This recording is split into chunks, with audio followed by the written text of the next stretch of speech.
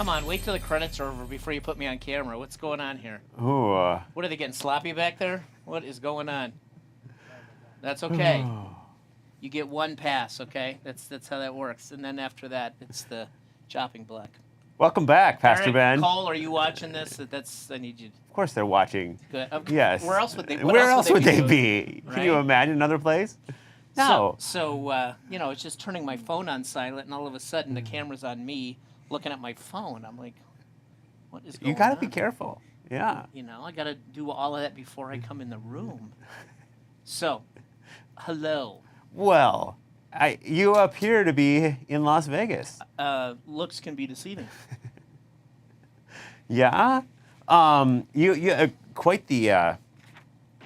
You. Don't say adventure. You're Don't in the, say adventure. You're in the middle of a whirlwind right now. I'm in the middle of the whirlwind. Yes. Yes. I do not wish to compare myself to a guy in the Old Testament by the name of Job, but we're getting closer every day.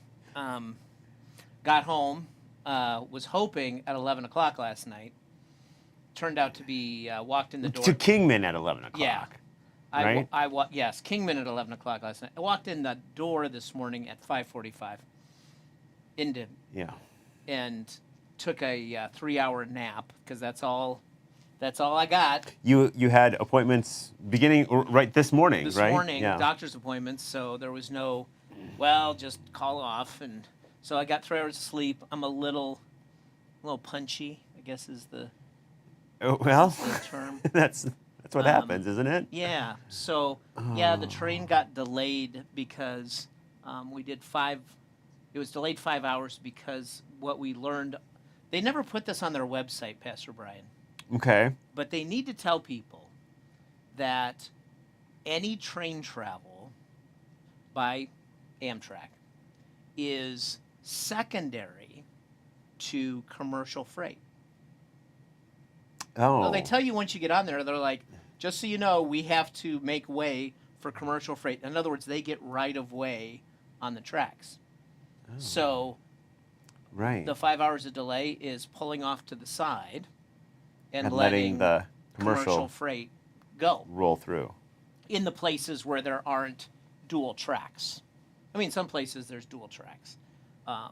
But when there's not, you have to pull off and wait your turn.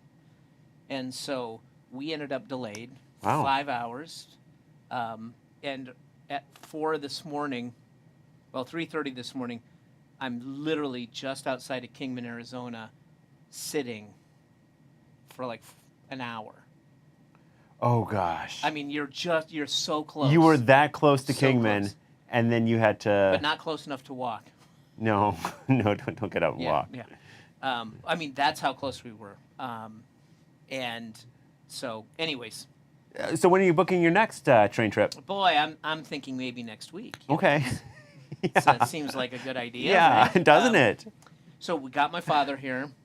So in other words, because you see me on TV, don't necessarily call me this afternoon because as soon as this is over, I have to go intercept the moving truck, bringing all of my father's stuff. That's coming this afternoon. It was going to be tomorrow, but we're moving tomorrow. The Bergrens in town are moving tomorrow, so it's just as well as stuff shows up today. Yeah. But I have to go intercept his stuff as soon as this broadcast is over. So people should come directly to your house, and they can just come and hang out there. And you get to unpack boxes too. That's how that works. So literally I'm here for this, and then I gotta be on the run again. Unload my dad's stuff, then take my father and mother-in-law out to dinner because all of our kitchenware is packed right now. Then get home after dinner and finish packing the rest of the stuff. There's not a lot to pack, but there's still some stuff. And you might be saying to yourself, how come you haven't mentioned Rachel at all? Well, why is that? Why haven't you mentioned Rachel at all, Pastor Ben? Because Rachel is currently sick, and so as not to expose my father to anything, we have put her up in a hotel in an undisclosed location. Mm-hmm. So she is fine. I mean, if she was not fine, she wouldn't be at a hotel. She'd be in a hospital, right? But we just can't risk my dad getting sick and my mother-in-law getting sick. So No, I mean, and he's under a lot of stress right now too, and so it's just it's kind of.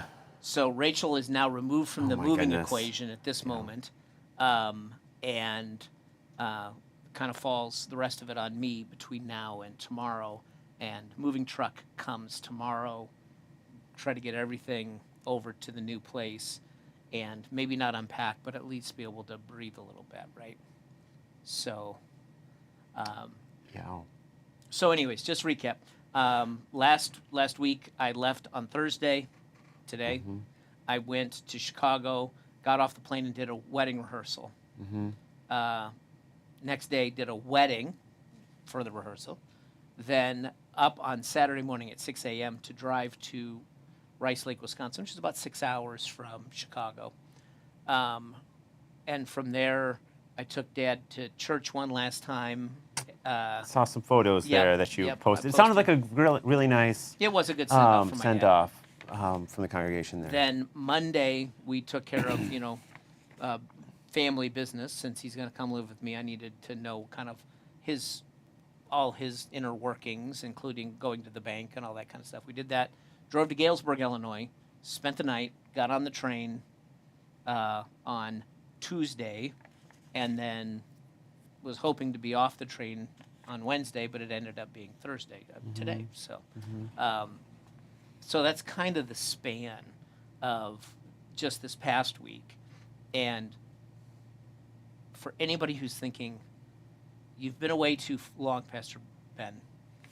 None of this I wanted. All of us were kind of just starting to wonder, None of this I wanted. Pastor Ben, I have to take you've care been of vacationing a lot recently. just living the life. Living the life. Right. Yeah. Didn't want any of this. Didn't want my brother to die. Didn't want to, Oh my goodness. Didn't want to have to move my father because he was very happy in Rice. Like none of this, but it just ends up being stuff you got to deal with. No, and it's been nothing but people understanding, the people who I've talked to, and certainly everyone is passing along their love, their prayers. Absolutely, and I really appreciate it. And I need those prayers because things continue to go off script, Yeah, so far no floods in the new house. new house. But I'm going over there this afternoon, so there's still time, right? I know there is. We'll find out.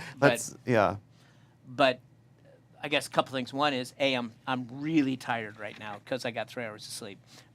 2, by this weekend, I'm hoping things are going to even out a little bit.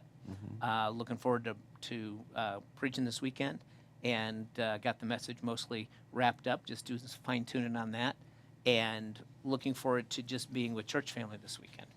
Right. So that's kind of the long and short of the catch up in my life. And I think any sort of calm or peace or serenity in this moment would be more than welcome in what we're doing. So, but all in all, I'm still standing, to quote an Elton John song. Yeah, so, there you go. We're still getting through here. And just for everybody's knowledge that showering on a train is more difficult than it sounds. Yeah? Yeah. So picture this. I mean, we want details. Here's the equivalent. It would be like showering in an RV while it is driving on a bumpy road. So, I mean, you feel the train. Oh, yeah. I don't think I've ever been on a, that kind of train anyway. Yeah. I've been on the little ones where you take little kids. Commuter trains. Or taking the kids around the zoo, right?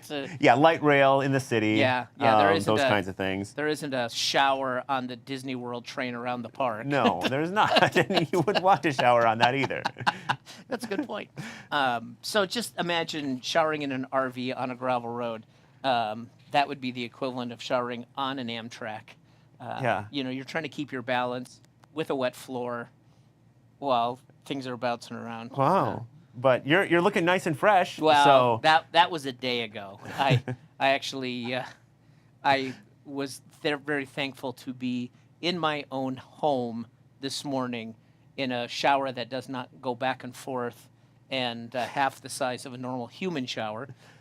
Just pretty tight in an Amtrak shower. Yeah. So that's probably the name of my next book is Amtrak Showers and Amtrak Showers and other adventures. Yeah, yeah. Well, we should have a church trip, hitting the rails with Pastor Ben. That's right. Yeah, you're gonna do the mission stuff. We're gonna do the train trips with me. I'm a veteran now. Yeah. But I did learn though that the word hobo, which is often used as a disparaging comment, calling somebody a hobo, actually it's an abbreviation for homeward bound. Homeward bound. So. And you were homeward bound. I was a hobo the last 36 hours you of were my life. homeward bound. So glad to be here. We'll be so glad to be in bed tonight and get a full 8 hours of sleep.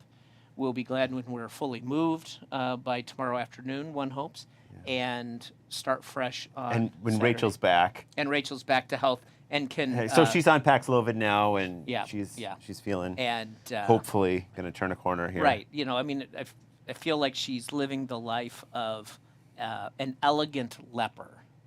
She has sequestered herself, but not in a leper colony on the edge of town, but on the 20th floor of a hotel here in town. So it's like an elegant leper situation. So and she gets a little rest on moving day. That's right. And the weather might turn too. So you actually get a beautiful day. I'm it's ready. actually, you wouldn't want to be doing anything else but No. moving tomorrow. That's right. That's exactly right. It's a perfect day for it. Yeah, do I want to go to Floyd Lamb? No, I want to move. Yeah, Do I want to think go so. hike Red Rock? No, I want to move. Yes. Do I want to Perfect day go for it. and overlook Lake? No, I want to Or move. just relax and. Do you want to be on your hang couch? out. No, I want to move, right? Yeah. Thinking of all the alternatives, it's just, moving clearly It is clearly the best, stands it's the out best choice. as the option, doesn't it? Yeah. So I mean, I think that's kind of That's the way all. it is. Yeah. And I don't know if you know this or not, but I tuned in on Sunday morning. Well, I know you said you were going to, so Yep. we made sure to Yep. wave at you. Well, and I heard you say during announcements, if you're there, I'm like, oh, I'm here. I felt that Yeah, I know. I response. figured Yes, you I did. Part of it was I hate being gone. 2, another KCLC song. Yep. 3, and we you probably mentioned it on Tuesday, but a choir anthem written by Keith Thompson was introduced, partially sung by Tony at 8 a.m., but also the full choir piece at 9:30. Yeah. So believe it or not, this would fall under the church nerd designation. I went to church at Bethany Lutheran Church in Rice Lake, and then as soon as all that was over, I went back and fired up back my in. phone to watch 9:30 service. So I couldn't watch 11 because I just didn't have time. But I was able to get back to the hotel to watch the 9:30 service, and so I got to tune in for a little bit. So Yeah. So it was a good week, and both Tony the choir really did wonderful on that song that Keith Thompson wrote. it's So beautiful. it's wonderful. Yeah. So we did feature that. So on if Tuesday. you don't remember it or it just kind of passed over you, I'd highly recommend either after the message at 8 or 9:30. 8 was Tony, or 9:30 was the full choir piece. Go back and spend some time with that, because that's really one of the reasons I tuned in, was to hear that on Sunday. So, but we are going to go back today to that KCLC radio song that was so beautifully sung by Julie Waldman Steele for us this weekend. So let's take a listen. We'll talk about it when we come back.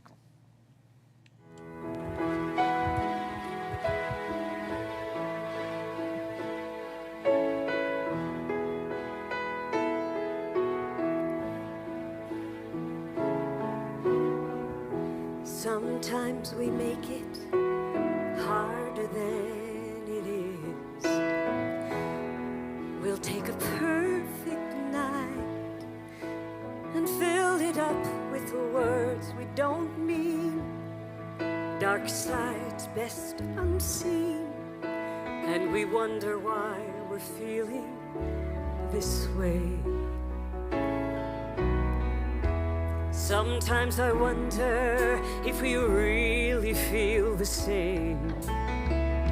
Why we can be unkind questioning the strongest of hearts.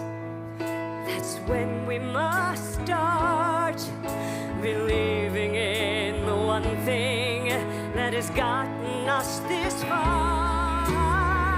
That's what love is for, to help us through it.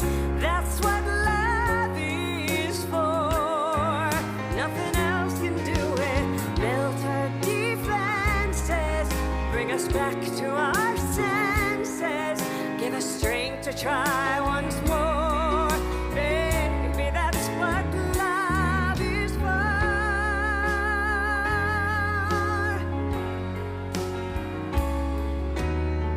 Sometimes I see you and you don't know I am there, and I'm washed away. My emotions I hold deep down inside, getting stronger with time. It's living through the fire and holding on we find. That's what love is for, to help us through it. That's what love is for. Nothing else can do it. Round off the edges, talk us down from the ledges, give us strength to try once more. Baby, that's what love is for.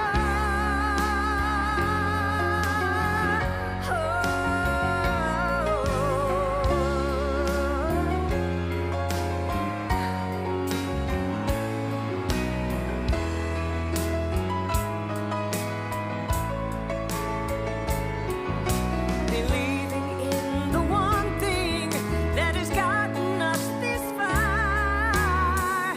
That's what love is for, to help us through it. That's what love is for. Nothing else can do it. Melt off the edges, talk us down from the ledges, give us strength to try once more. Baby, that's what love is for. That's what love is for.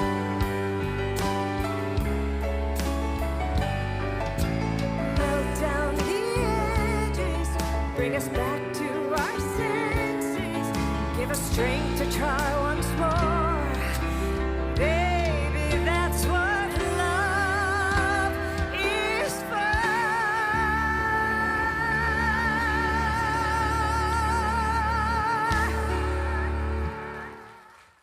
What a great song. Yeah. And I hate to be that guy, but just another typical Sunday at Community I Lutheran know, Church, right? it is. It's who we are.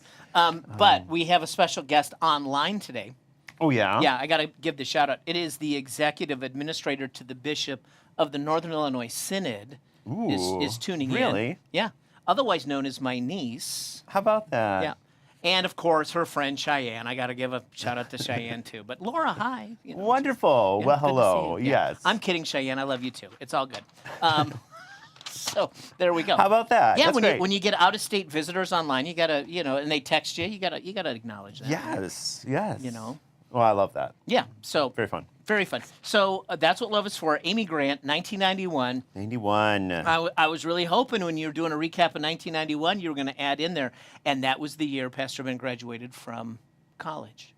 Did that not make the list? That did not make the list Are of things you that happened in kidding? 1991. Wow. Yeah. Now Yeah. here's kind of a fun anecdote to that. On my desk is a relic from that 1991. I mean, my diploma's on the wall, Yeah. but on my desk, my graduation gift from my father from college was a cross pen and pencil set. And people don't give those like they used to, but my dad picked this out, gave it to me, and it sat in its original box until I graduated from seminary and came down here, my first call, and I bought like the little pen and pencil holder, Okay. that goes on a desk. Okay. And the one that's on my desk now is the one I bought for that pen and pencil set back in 1998. So it's even the original pen and pencil holder beyond the pen and pencil that I got for college graduation. So, Wow. yeah. So we could have given a shout out to my pen and pencils too of 1991.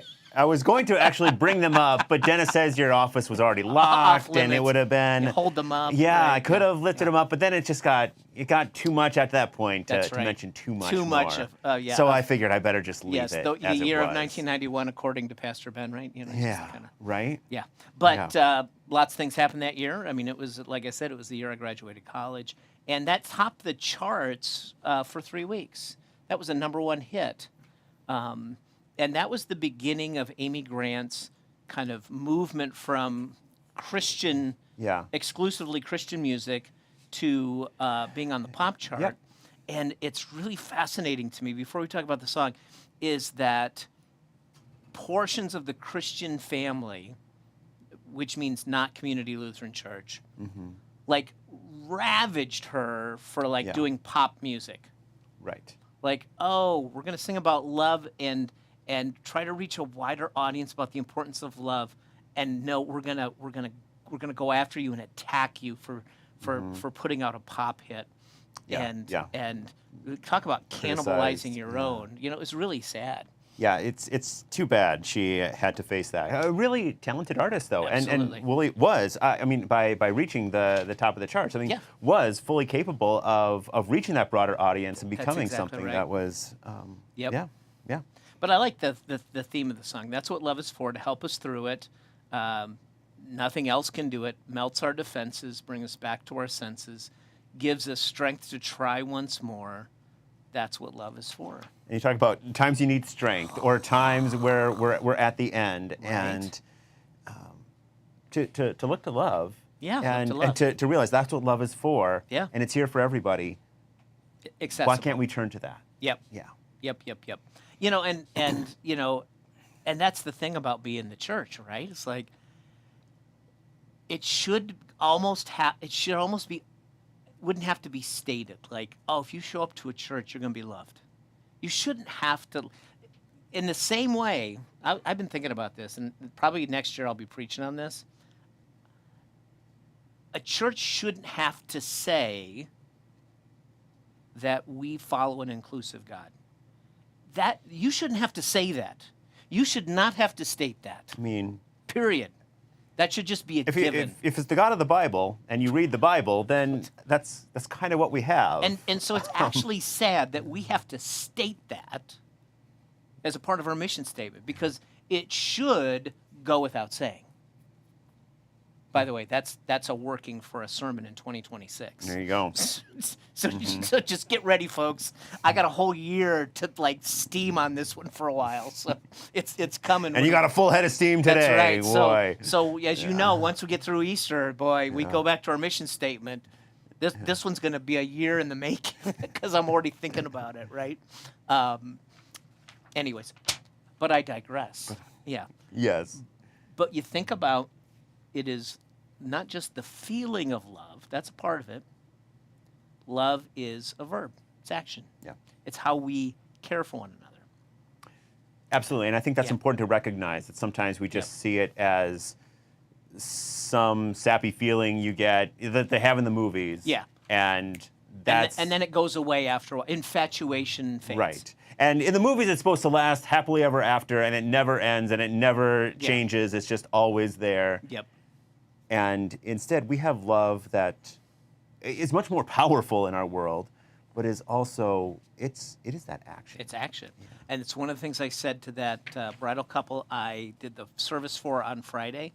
I Yeah. said, look, I want you to be in love and feel that, but you also have to decide to love.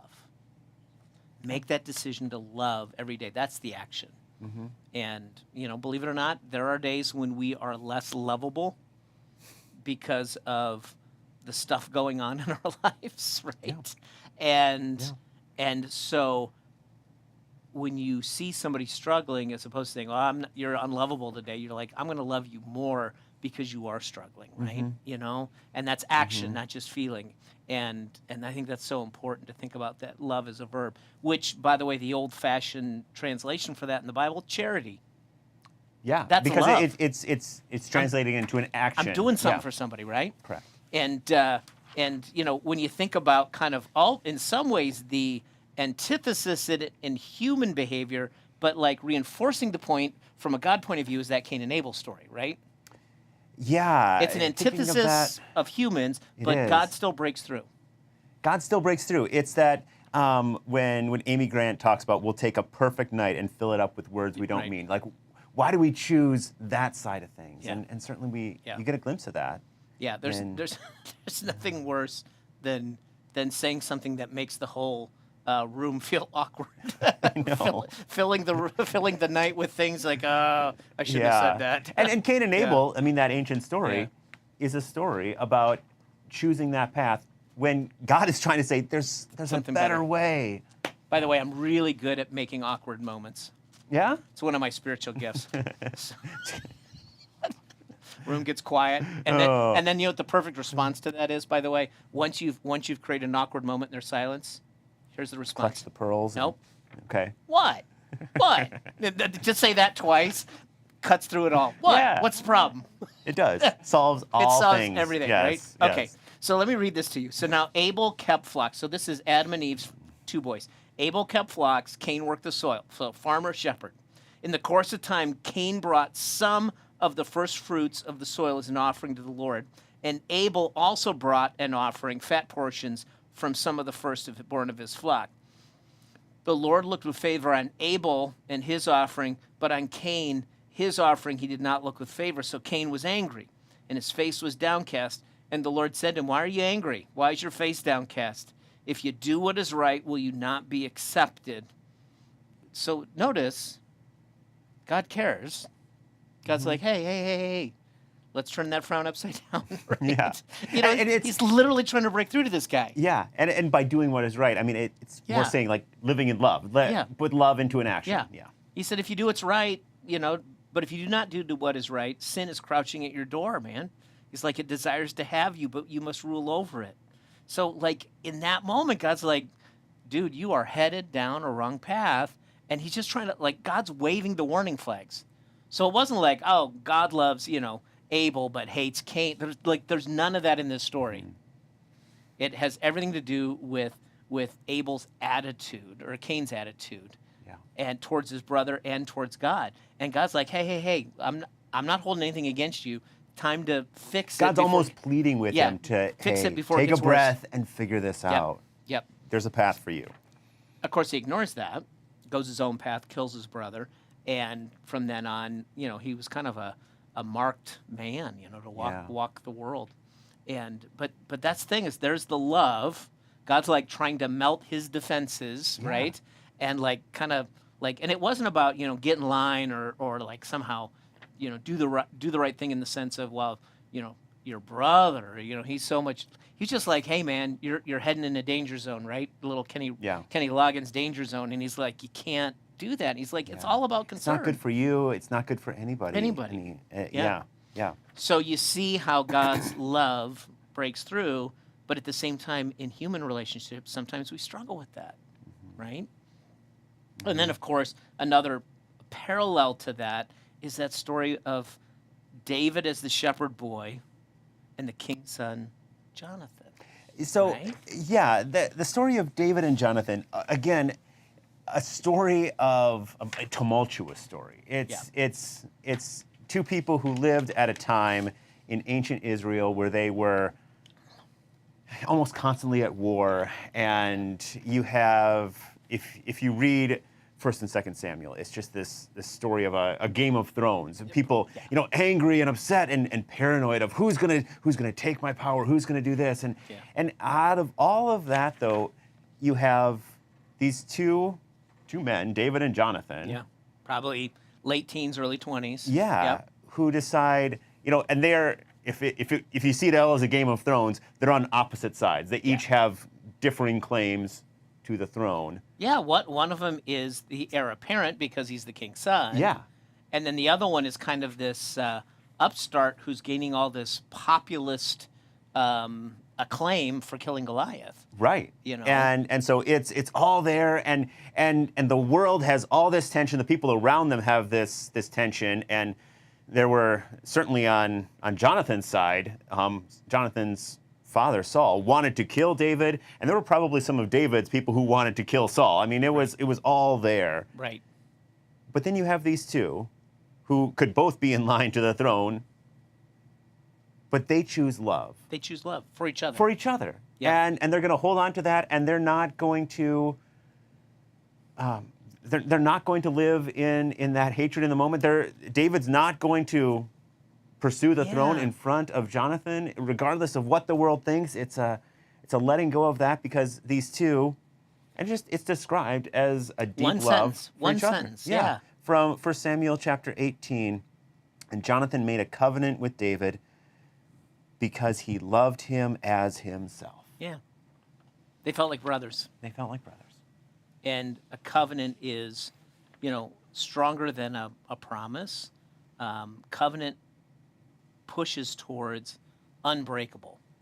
That is the idea of covenant. So we think about God makes covenants because we may not be able to live up to that covenant, but God's like, when I make a covenant, I never break it, even if you can't live up to your side of it. And so that's how we understand how good God is. But what you see in the choosing of those words is they had an airtight relationship, right? There was no junk between them, right? Right. And I think that is how we should strive to treat the people closest to us. Yeah. It didn't mean they were perfect at all. I mean, Yeah, it's a right. very imperfect story, but just to be able to choose love, regardless of what the world is doing, I'm going to choose love and live into that. And live into that, right? Yeah. And I get it. Not every day is going to be a perfect day, but at the same time, it's like I'm just going to rely on the love of those around me. I'm going to try to be loving to those who are closest to me, and exercise patience with folks. I mean, I know that over the past week or so, and even the last month, the church family has been really patient with me with all the stuff going on Absolutely. in the Berggren family, Yes. right? Yes. So, I want to treat people the way people are treating me and live into that. And, I think the perfect example for this is that section in 1 Corinthians where you get that definition of what love is, right? Yeah. Love is patient and kind. It does not envy, does not boast, it's not proud. It does not dishonor others. It's not self-seeking. It's not easily angered, keeps no record of wrongs, does not delight in evil, but rejoices with the truth. It always protects, trusts, and hopes and perseveres. Love never fails. And I've told you this before, but go back when you read that, and all of a sudden, if you replace love with Jesus, you get a really great picture of Jesus. So let me do this again. That's great, yeah. So Jesus is patient and kind. He does not envy. Jesus doesn't boast, and he's not proud. He does not dishonor others, and he's not self-seeking. Servant to all. He's not easily angered, keeps no record of wrongs. And ain't that the truth? Love does not delight in evil. Jesus does not delight in evil, but rejoices in the truth because he is the way, the truth, and the life, right? He always protects, he always trusts, and he always hopes and perseveres. Jesus never fails. How about that? I love Right? that. Isn't that a great way to think about That 1 is a Corinthians great 13? way to look at that verse. And you can think to yourself, well, these are the things that I want to build into my life too, right? And so, anyways, we hope to see you this weekend. We got another KCLC hit. We're back. This one from the modern era, 2003. So we're going to go back, but not too far this weekend. Great song. I think it's one everybody knows, and we'd love to have you join in, whether it's online or in person. And I think we'll have a great weekend of worship. So. Beautiful. With that, I got to go off to catch up with the movers who have just driven in. I guess I get the right grammar here, from Rice Lake, Wisconsin to Las Vegas, Nevada. So I got to go catch up with them. But before we say goodbye, Dr. Philip, will you play us out?